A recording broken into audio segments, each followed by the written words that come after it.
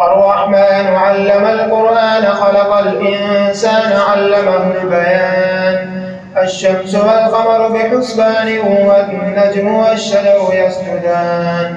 والسماء رفعها ووضع الميزان ألا تطغوا في الميزان وأقيموا الوزن بالقسط ولا تخسروا الميزان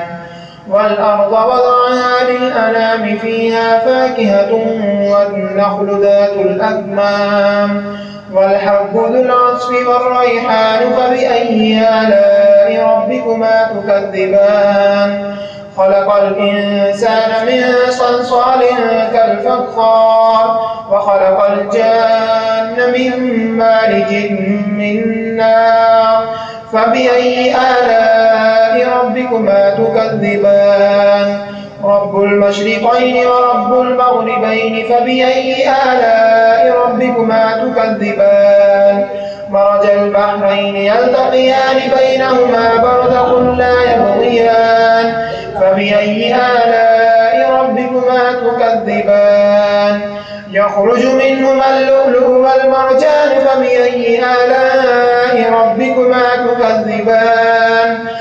وله الجوار المنشآت في البحر كالأعلام فبأي آلاء ربكما تكذبان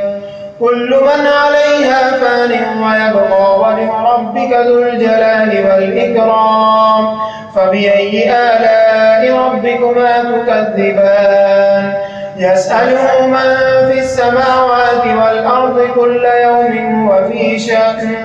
فبأي آلاء ربكما تكذبان سنفرغ لكم أيها الثقلان فبأي آلاء ربكما تكذبان يا معشر الجن والإنس إن استطعتم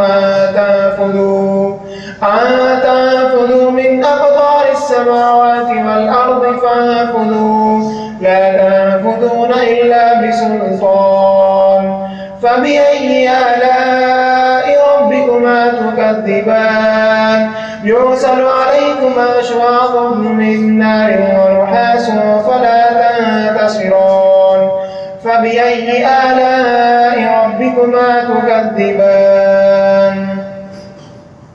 فإذا انشقت السماء فكانت وردة كالدهان فبأي آلاء ربكما تكذبان فيومئذ لا يسأل عن ذنبه إنس ولا جان فبأي آلاء ربكما تكذبان يعرف المجرمون بسيماهم فيؤخذ بالنواصي والأقدام فبأي آلاء ربكما تكذبان هذه جهنم التي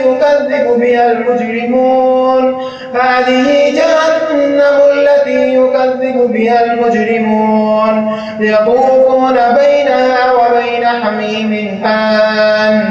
فبأي آلاء ربكما تكذبان ولمن خاف مقام ربه جنتان فبأي آلاء ربكما تكذبان ذواتا أفنان فبأي آلاء ربكما تكذبان فيهما عينان تجريان فبأي آلاء ربكما تكذبان فيهما من كل فاكهة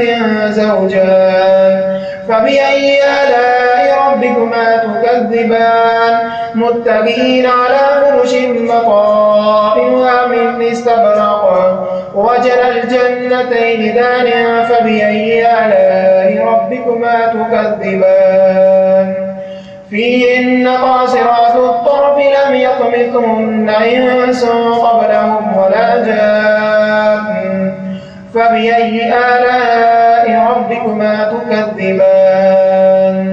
كأنهن الياقوت والمرجان فبأي آلاء ربكما تكذبان هل جزاء الإحسان إلا الإحسان فبأي آلاء ربكما تكذبان ومن دونهما جنتان فبأي آلاء ربكما تكذبان مدهامتان فبأي آلاء ربكما تكذبان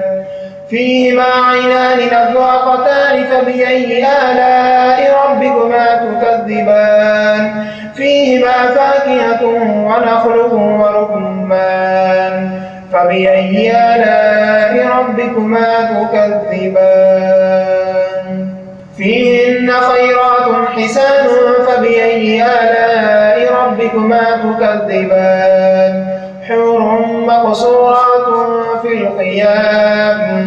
فبأي آلاء ربكما تكذبان لم يطمثهن إنس قبلهم ولا جان